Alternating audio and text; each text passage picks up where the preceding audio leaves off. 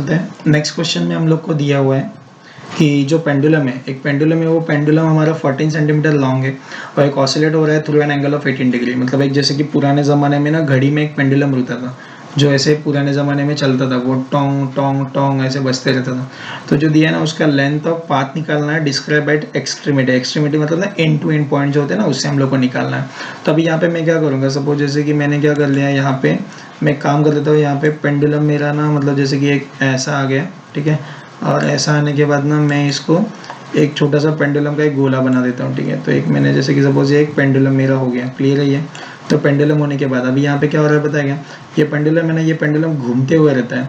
तो घूमते हुए रहता है तो क्या हो रहा है पता है कि ये ना कुछ टाइम के बाद ऐसे पकड़ दे कि मैं कुछ टाइम के बाद ये इधर तक आ रहा है, तो ये क्या रहेगा, ये इधर तक ऐसे आते रहेगा। तभी ये यहाँ पे आएगा तो ये पोजीशन पे आएगा, ठीक है। तो ये पोजीशन पे आ गया। तो अभी ना इसको क्या बोला पता है क्या, find the length of path describe by it's extremity. तो इसका जो पाथ है ना एंड टू एंड वाला, तो जो एंड टू एंड वाला जो पाथ है ना, ये वाला एंड टू एंड, तो ये वाला पाथ है ना, ये हम लोग को निकालना है, ठीक है। तो ये क्या बोलता है, find the length of the path describe by it's extremity. अभी थोड़ा सा देखोगे तो ये सेम पिज्जा की तरह, केस की तरह ही हो गया, कुछ भी डिफरेंस नहीं है।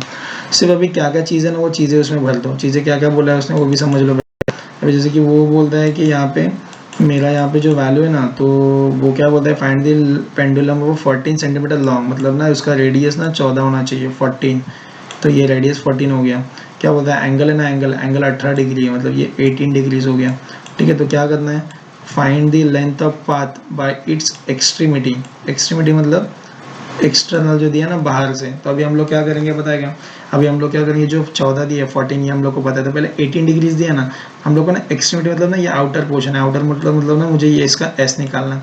तो मुझे अगर इसका एस निकालना था, एस क्या रहेगा, S equals to R into theta, जो हम लोग को सबको पता है। तो अभी हम लोग क्या करेंगे, एकदम सिंपल है, ये 14 रखो, 18 जो दिया ना, 18 को क्या करो, 18 को कन्वर्ट कर लो रेडियंस में, राइट।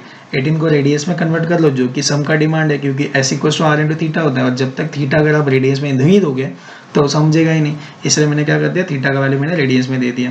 तो अभी यहाँ पे क्या करो, जो 18 दिया ना, 18 को मैं कन्वर्ट कर रहा हूँ। तो 18 को डिग्री टू रेडियन में कन्वर्ट करने के लिए फॉर्मूला क्या होता है, फॉर्मूला होता है थीटा इंटू जो एंगल दिया है मल्टीप्लाई बाय पाई बाय 180। तो पाई बाय 180, तो इसको सॉल्व करो तो ये क्या रहेगा, ये कट हो जाएगा डायरेक्टली, तो ये क्या रहेगा आपका 1/10 हो जाएगा। तो पाई/10 हो गया। पाई/10 होने के बाद S equals to R into theta, R का वैल्यू कितना, आर का वैल्यू 14 है, पता है हम लोग को, 14 पुट कर दिया, थीटा का वैल्यू पाई/10 पुट कर दिया, सॉल्व करो 7 पाई/5 हो गया। इसलिए मेरा जो एस का वैल्यू है ना, एस का वैल्यू है 7 पाई/5। क्लियर है। सो इस तरीके से पेंडुलम वाला भी प्रॉब्लम हमारा सॉल्व हो गया। बहुत ही सिंपल है, जैसे प्रॉब्लम में दिया हुआ है आपको दिख रहा है, ठीक है, आप सॉल्व कर सकते हो।